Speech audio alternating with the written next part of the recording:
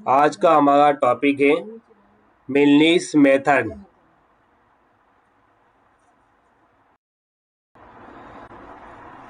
Use Milne's method to estimate y0.4 for initial value problem dy upon dx equal to y minus x y0 equal to 1। ये dy upon dx जो भी आपके पास function given होगा ये सबसे important है, इसी के अंदर वैल्यू चेंज होती है।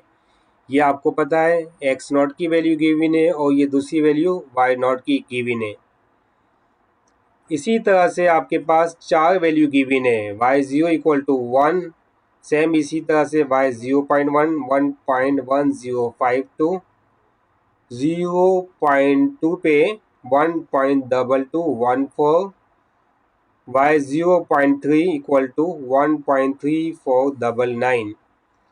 ये जो आपके पास वैल्यू है ये सबसे पहली वाली value y not, second y1 y2 y3।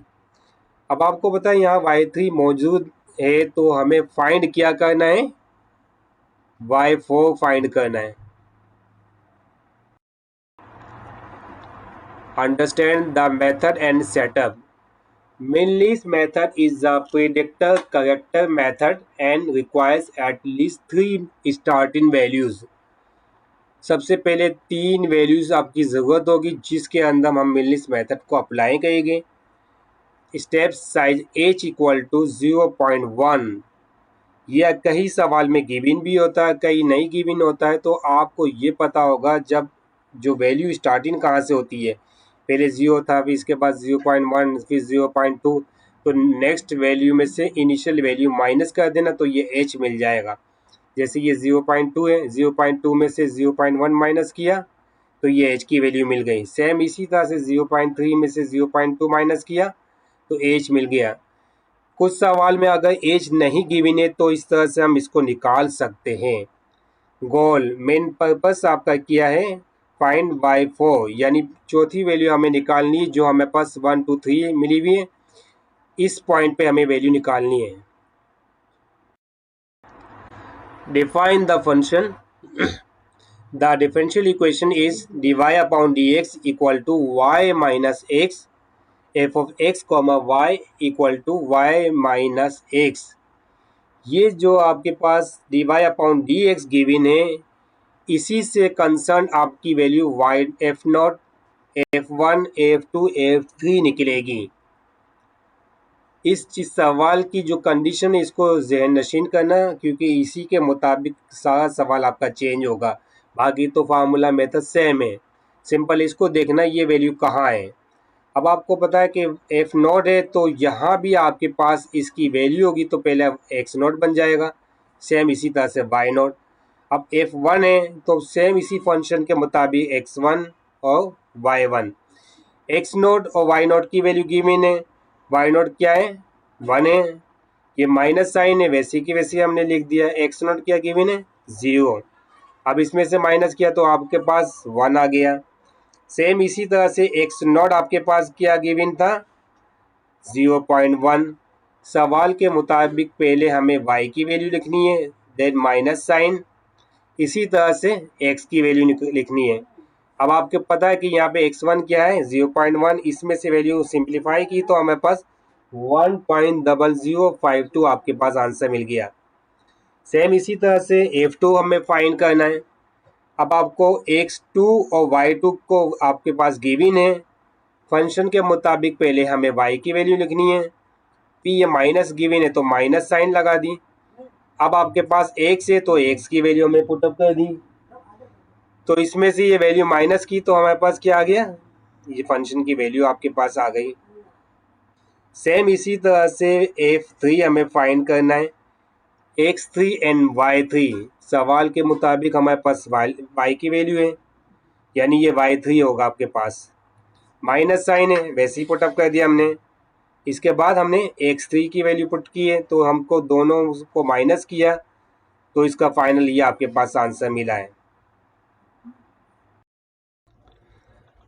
ये आप देखिए कौन सा फार्मूला गिवन है, मिलनीस प्रेडिक्टर फार्मूला। ये फार्मूला आपको याद होना चाहिए। किसी भी सवाल में अगर आपके पास लिखा हुआ है मिलनिस मेथड फाइंड करना है तो ये फार्मूला आपको जहन नशीन करना है। कुछ किताबों में अगर दूसरा भी फार्मूला है तो वो भी सेम ही होता है। बस आपने ये चेक करना है कि हमें अगर n की वैल्यू 4 किससे बनती है, यानी हमें y4 फाइंड करना है। अब आपको पता है इसमें क्या वैल्यू पुटअप करेगी कि y4 बन जाए। n की वैल्यू 3 पुट करते हैं तो 3 + 1 y4 बन जाएगा। लेकिन एक बात याद रखना, अगर यहाँ n की वैल्यू 3 पुट की है तो कंप्लीट सवाल में n की वैल्यू 3 ही पुट करनी है, बाद में चेंज नहीं करना है। अब आपको बताएं यहाँ पे 3 पुट की हमने n की वैल्यू, तो 3 माइनस का 3 y नॉट, प्लस की साइन वैसे ही लिख दिया हमने। 4h/3 सेम राइट, फार्मूले का 2 वैसे ही लिख दिया। n की वैल्यू अगर 3 पुट की है तो 3 माइनस का 2 1 बन गया। सेम इसी तरह से माइनस की साइन, 3 माइनस का 1 f2 बन गया। प्लस साइन सेम वैसे की वैसे लिख दिया, 2 वैसे की वैसे ही राइट कर दिया। n की वैल्यू क्या पुट की थी हमने 3, तो सेम वैसी तरह से 3 लिख दिया। ये आपके पास फार्मूला बन गया। अब आपको इसको देखना, इस मुताबिक हमें वैल्यू में पुटअप करनी है। y नॉट आपके पास गिवन था 1, 4 वैसे ही लिख दिया। डॉट आपके पास जो दिखा रहा है बीच में डॉट है, इसका मतलब है मल्टीप्लाई कर रही है। h की वैल्यू 0.1 फार्मूले के मुताबिक 3 है, 2 का वैसे ही कि 2 लिख दिया। f1 की वैल्यू आपके पास क्या निकाली थी हमने, ये निकाली थी 1.0052। ये वाला डॉट मल्टीप्लिकेशन को शो करता, आप मल्टीप्लाई की साइन भी लगा सकते हो।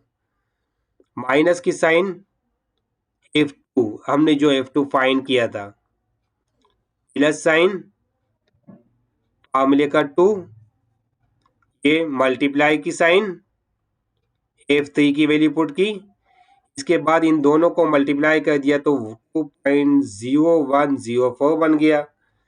ये वैसे की वैसे लिख दिया। इन दोनों को मल्टीप्लाई किया तो 2.0998 बन गया। अब ये तीनों को हमें सिंप्लीफाई किया तो ये बन गया। ये पता है ना आपको, प्लस में से ये माइनस कर दो, इसके बाद प्लस कर दो। अब ये आप पहले मल्टीप्लाई कर दो या डिवाइड कर दो, कुछ भी कर सकते हो, आपने ये आंसर मिलेगा। इसके बाद फाइनल इसमें प्लस कर दिया तो 1.4118 प्रेडिक्टेड वैल्यू ऑफ y 0.4, यानी प्रेडिक्टिव वैल्यू हमें मिल गई है।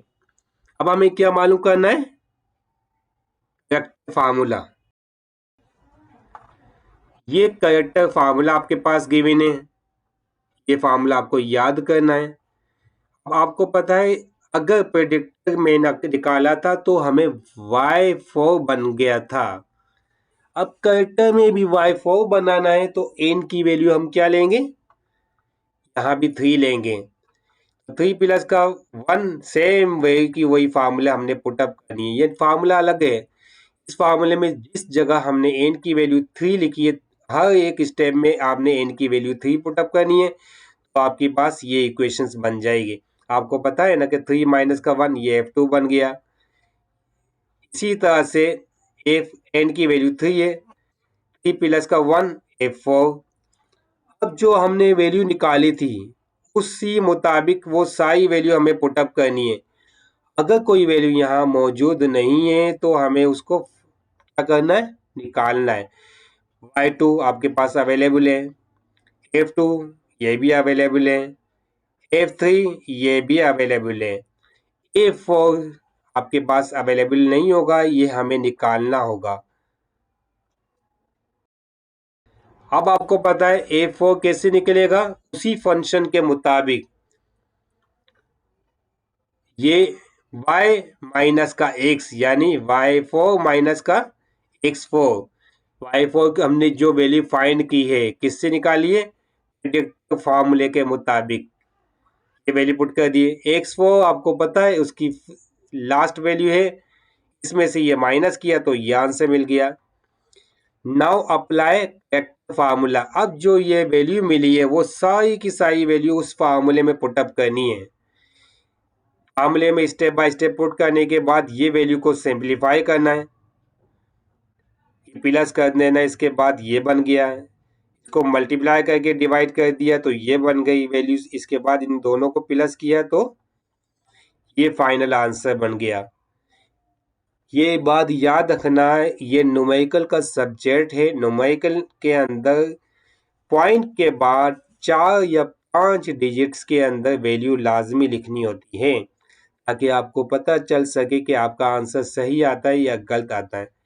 कई स्टूडेंट्स ये मिस्टेक कर जाते हैं कि पॉइंट के बाद 2 डिजिट्स लिखते हैं, जिस वजह से आपका आंसर सही नहीं आता, आपके मार्क्स माइनस हो सकते हैं।